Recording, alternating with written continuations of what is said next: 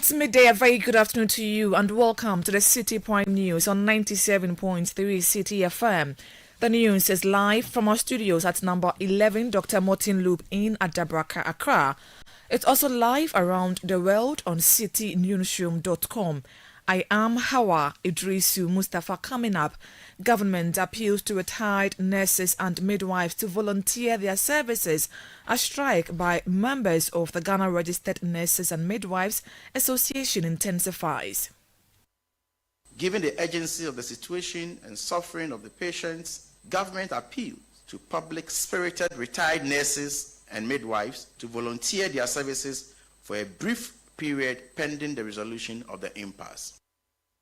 Meanwhile, the Mortuary Workers Association of Ghana is raising alarm over an increase in number of bodies being brought to mortuaries across the country following the strike by the nurses.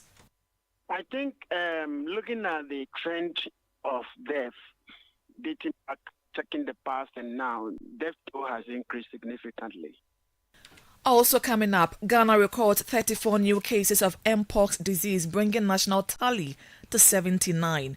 Still ahead, education think tank Africa Education Watch raises concerns over growing inequality in Ghana's digital education as students begin 2025 BECE tomorrow.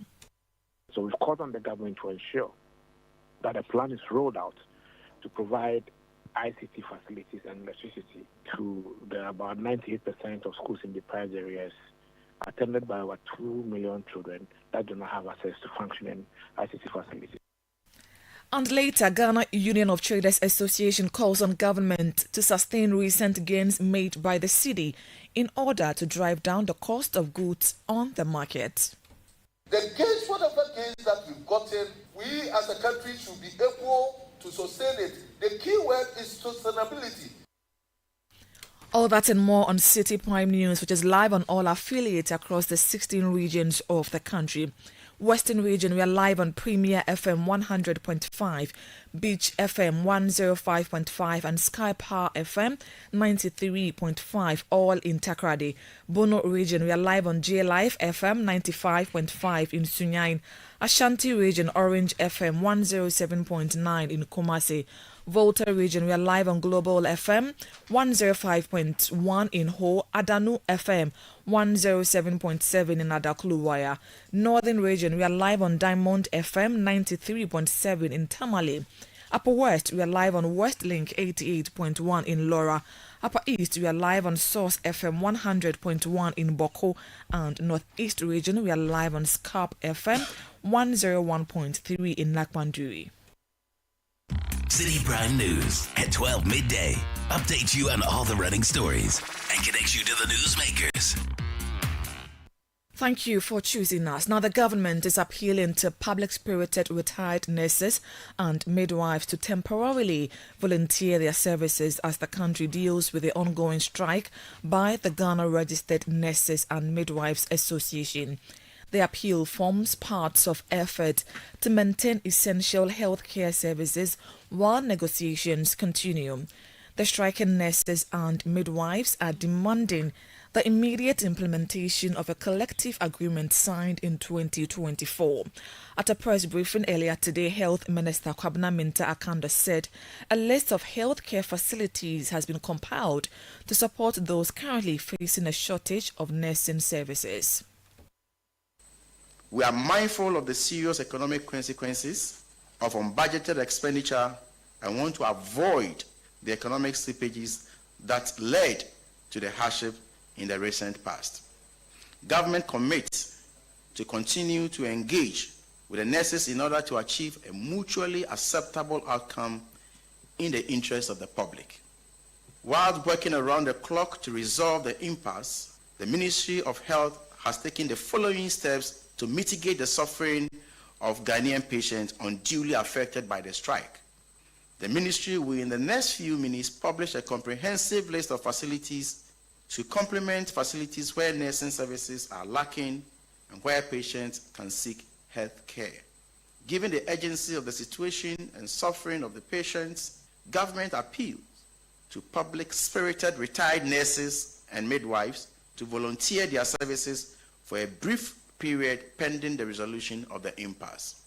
We further express our deep appreciation to practicing nurses who have opted to remain at post to help suffering patients and urge others to show similar fellow feeling and assist our ailing compatriots even as efforts are made to address their concerns.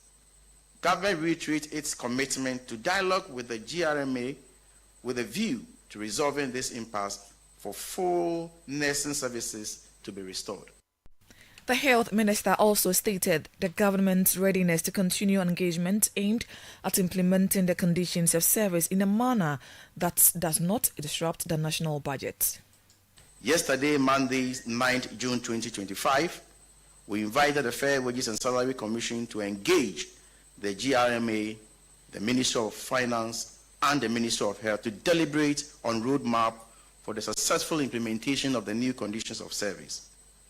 At the meeting, the Fair Wages and Salary Commission once again, in accordance with law, directed the GRMA to call off the strike to allow negotiations to continue. Government wishes to stress its readiness to further engage with a view to implementing the conditions of service in a manner that does not dislocate the national budget.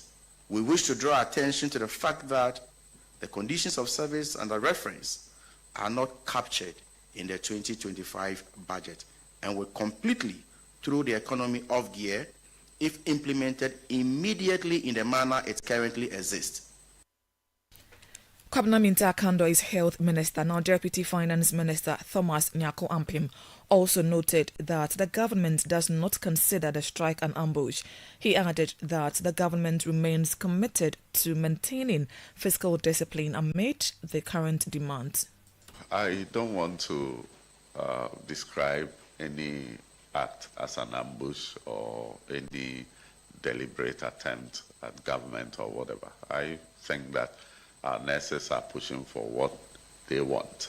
It is for us as government to also look at what can be accommodated within the budget. And you will all appreciate the fact that it's a new government that took over. And we have been confronted with many things. We have to balance everything and ensure that the economy is not thrown out of gear.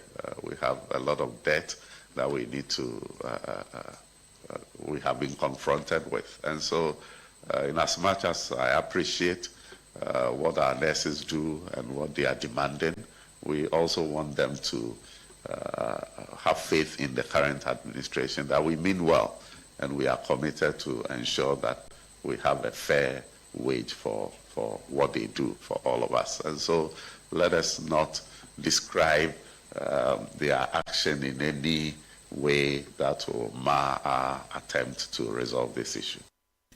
Thomas Nyako Ampim is Deputy Finance Minister. Let's go live to the Ashanti region and get the current situation on the ground. Our Bureau Chief for the Middle Belt is Hafiz Tijani. He joins us live via telephone. Hafiz, good afternoon to you. Thank you for your time. We understand some relatives of patients have concerns about the current strike by the nurses. What are these concerns? So, at the Kofanoti Teaching Hospital, most of the patients' relatives who come in to take care of their relatives who are at the Kofanoti Teaching Hospital come from different parts of the country, and some of them at long distances. So they say they cannot go home since last week. Most of them were there to cater for their relatives who are still at the hospital, who are on admission at the hospital, and they cannot go home. And because they cannot go home, they are overburdened in terms of finances. They are spending out of their budget, and they say that if the nurses were there, the patients would have been treated so that the relatives would have been discharged, then they take them home. But because the nurses are not working, it's become a burden for them, and they are at the hospital now. They don't know their fate, and they're appealing to the government to expedite processes with the nurses so that they can resume work. And when you go to the emergency department of the Kofanoti Teaching Hospital, it's so evident that the impact is so dire. And you see most of the patients' relatives outside of the emergency unit lying under the trees and they say they don't have anything to do. They can't go back home and come back since they are so there to take care of their sick relatives. But with the emergency department, the place has been empty. All the beds are empty. On a normal day, you don't see that at the emergency department of the hospital. Hafiz, thank you so much for your time. Hafiz Tijani is our bureau chief for the Middle Belt. Meanwhile, the Mortuary Workers Association of Ghana has raised concern over a noticeable increase in the number of bodies being brought to mortuaries across the country. This development comes in the wake of the ongoing nationwide strike by the Ghana Registered Nurses and Midwives Association. Speaking to Citi News, the General Secretary of the Mortuary Workers Association of Ghana, Richard Kofi Jordan, described the situation as alarming, attributing the daily surge in body count to the impact of the nurses' strike. I think looking at the trend of death, dating back, checking the past and now, death toll has increased significantly. And it is not surprising because of the impact of the nurses' absence. What we are seeing is that averagely, where, for instance, we are supposed to record about 10 a day, we are recording about 20, 25. It tells you that the absence of our nurses is becoming so severe that people are recording death, and the mortuaries are becoming very soon. I'm not too sure. We will declare the mortuaries full.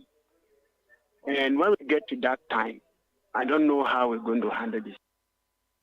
Richard Kofi Jordan is General Secretary of the Mortuary Workers Association of Ghana. Now, Labour expert Austin Game is calling for flexibility in negotiations between the nurses and government as their strike continues to disrupt healthcare services. Speaking to Citi News, Austin Game urged both the Ghana Registered Nurses and Midwives Association and health officials to avoid rigid positions and resume dialogue. Both the employer, and I agree with him, I don't like to call this employer government because it takes you to the level of partisan politics. So the employer will have to sit with them and they will have to sit with the employer. They have to obey all the rules, both sides. That is why we have set up a National Labour Commission so that in the unlikely event of any disagreement, let me hasten to let them know that even if you have completed negotiation by implication of the law under Section 108, when there is an industrial dispute, and this is a dispute, they want something implemented, the employer says, I cannot do it now. It becomes a dispute. So they have to manage these differences. In the absence of they themselves managing the differences, somebody private will have to sit between them, or the National Labour Commission will sit between them and assist them to resolve the differences. Unfortunately, both parties have gone overboard and they have gone to the extent of being on strike now. We had Labour analyst Austin Game. This is still the Citi Prime News on 97.3 Citi FM. I am Hawa Idrisu Mustafa. Still to come. Education think tank Africa Education Watch raises concerns over growing inequality in Ghana's digital education as students begin 2025 BC tomorrow. We have details of that, plus other stories coming up shortly. Please stay with us. Citi Prime News at 12 midday. Updates you on all the running stories and connects you to the newsmakers. Calling all farmers, agribusinesses, and innovators, this is your chance to shine. Channel One TV invites you to exhibit at AgriFair 2025, one of Ghana's largest agricultural exhibitions. From Friday 20th to Sunday the 22nd of June, the A4 Sutherland Children's Park in Accra will come alive with the very best from Ghana's agribusiness sector. Are you a farmer with fresh produce of any kind? Be it crops, livestock or poultry, fisheries or aquaculture, or you're a supplier of agro inputs and processing machinery? This is your platform to connect with the world. AgriFair 2025 is more than an exhibition. Showcase your fresh produce, share your expertise and experience, and grow your business. So, to all farmers with fresh produce, livestock or poultry, fisheries or aquaculture products, come, sell, network, and expand your business. AgriFair 2025, where culture meets innovation. Register now to secure your spot. Call us on 0205 973 973. Come one, come all. Enjoy the freshest farm produce at unbeatable prices. And treat yourself to sizzling kebabs made from beef, mutton, pork, chicken, and more. Great taste, great value. Don't miss out. The AgriFair 2025 is powered by Channel 1 TV with support from 97.3 Citi FM and is proudly sponsored by the Ghana Exim Bank, Legacy Crop Improvement Center, Development Bank Ghana, Agri Impact Limited, and the Horticulture Business Platform. Our technology partner is Farmerline.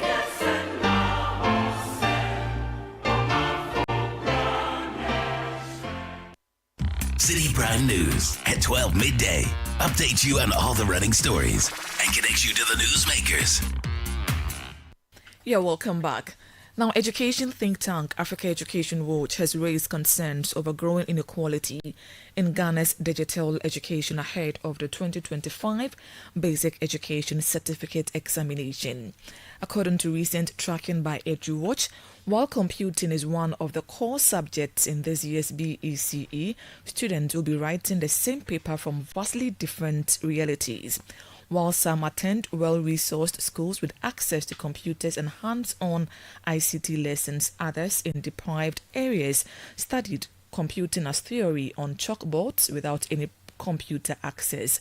Speaking to Citi News, Executive Director for EduWatch, Kofi Asari, called on the government to urgently address these disparities and ensure equitable access to digital learning for all students. In deprived districts in Ghana, where over 2 million learners attend school, only 2% of schools in these areas have access to ICT facilities to facilitate instruction and learning in digital skills, which is computing. Unfortunately, all these children will be writing BEC. So eventually you're going to have a group of students who come from endowed areas where there are computer laboratories, who have learned digital skills through practical experience with computers. And another group of students from deprived areas where they learned computing on the blackboard. We believe that this disparity is not just a mark of fairness, but also constitutes an impediment or a setback to Ghana's effort at digitalizing its economy. We believe at EduWatch that digitalizing the economy starts with inculcating digital skills in every child in Ghana as they grow to become responsible adults.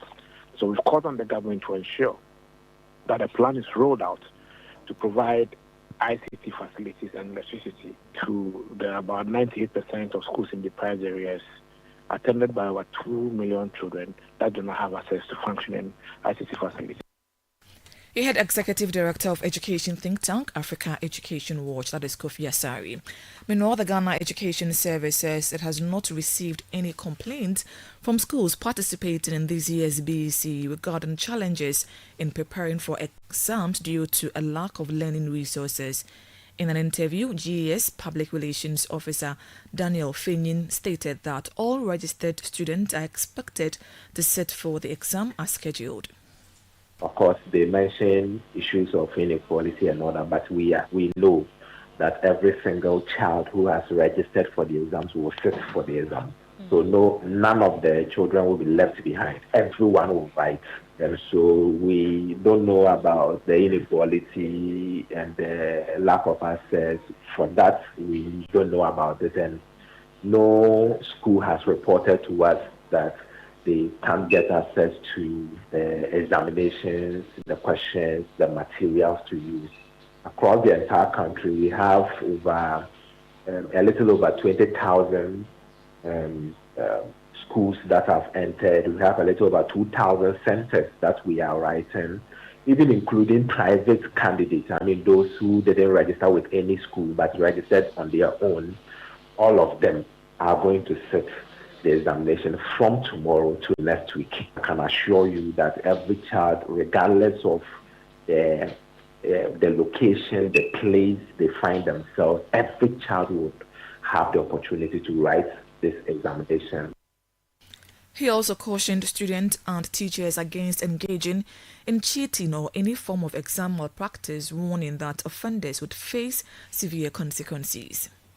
Malpractice has become a big deal. We will urge all the candidates to desist from any form of malpractice. And in fact, if you engage in malpractice, you will be sanctioned strongly using the GES Code of Conduct and the WAEC examination regulations. We will sanction you. And for teachers and invigilators and supervisors who would facilitate some of these malpractices, because we are already getting some reports where some head teachers, some teachers have already started charging some money to use to buy apport or bribe some of the invigilators to be lax in the invigilation. We inform all such people to desist from such activities, because when you are caught, you are putting your career on the line.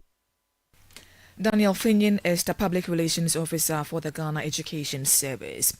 The Ghana Union of Traders Association is calling on the government to maintain the city's recent stability to help reduce commodity prices.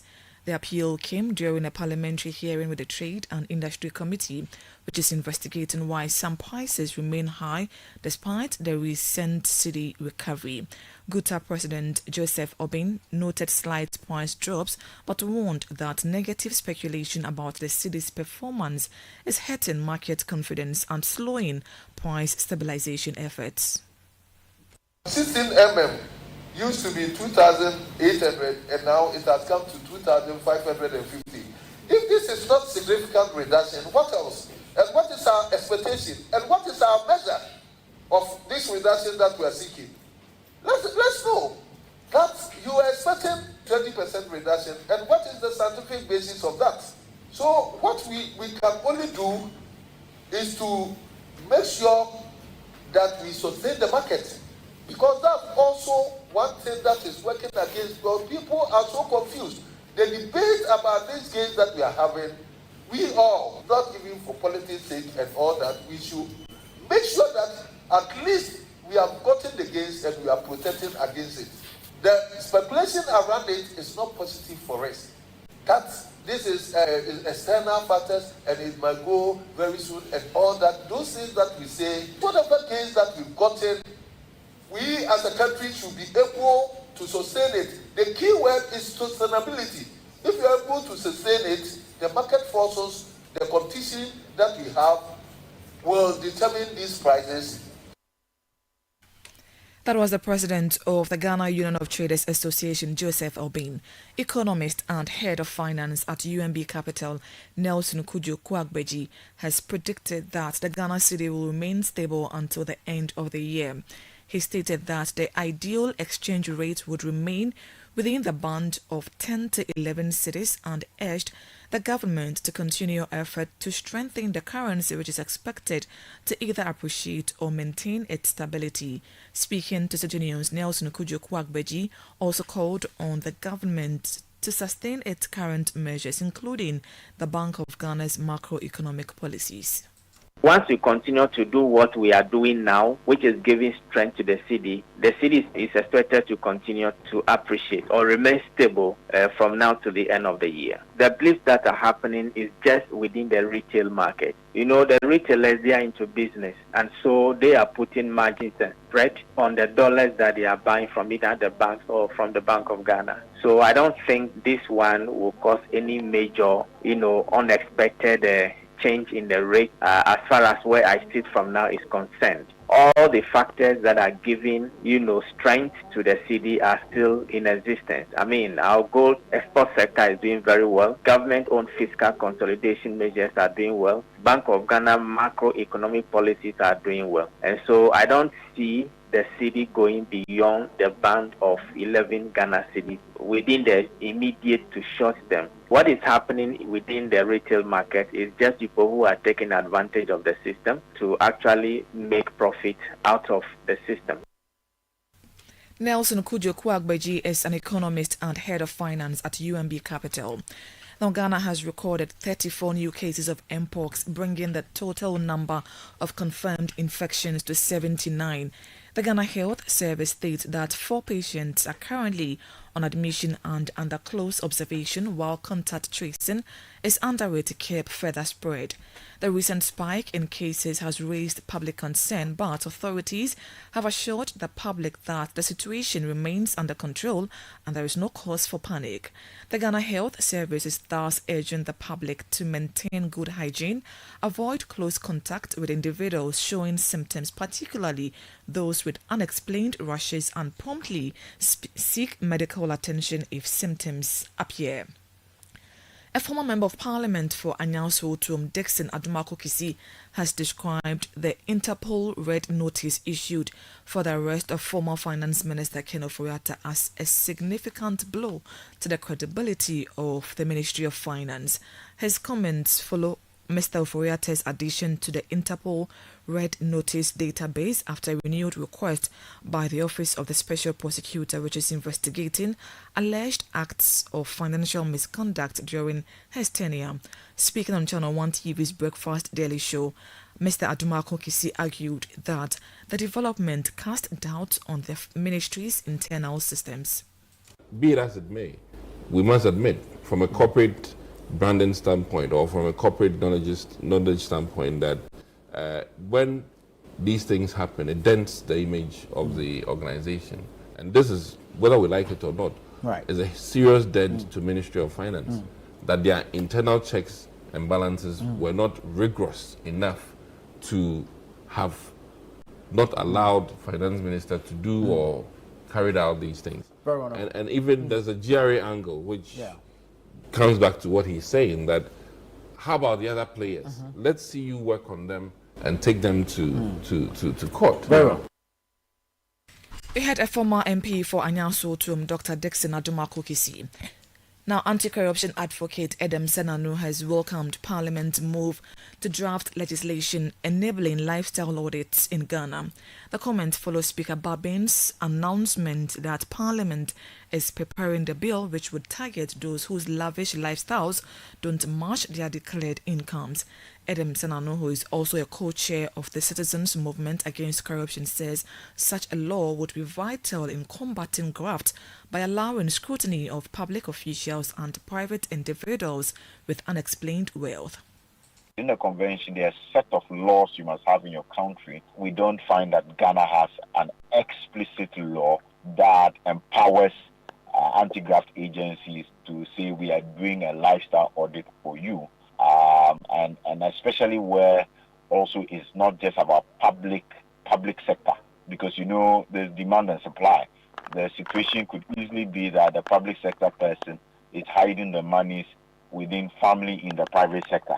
And so a law of that nature should be able to cover whichever angle, do the audit, and draw the conclusion that the resources at your disposal far outweigh the remuneration that you have legitimately been able to identify or, as it were, indicate to the team that is investigating. So that is a substantive thing, and the Speaker of Parliament is right that we need an all-encompassing law that enables Ghana to do these kinds of audits.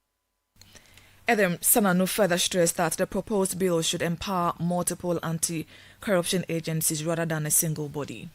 Instead of a situation where we have limited it at the moment to just IOCO, that has a capacity. And IOCO is one of those power states, so to speak, because you have leadership appointed by the government of the day. Now, when that happens, the institution can be compromised to the extent that if the government of the day doesn't believe that its officers should be investigated, nothing will happen, which is what we have had in the case of Cecilia Adapa. Even though civil society insisted, the OSP said, this clause is there. IOCO said, we are not going to act. We don't believe we have the capacity to act. So you want a law that goes beyond one institution. A law that says that any of the anti-graft institutions can, on the basis of this law, leverage it. That was the co-chair of the Citizens Movement Against Corruption, Edem Senanu. And that's it for today's edition of the Citi Prime News, which has been live from our studios in Adabraka in Accra. Please log on to citinewsroom.com for more stories. I am Hawa Idrisu Mustafa. Thank you for your company. City News. We speak first. Reach our hotline on 0302 224959 and get interactive on Facebook, City 97.3 FM, and on Twitter at City 973.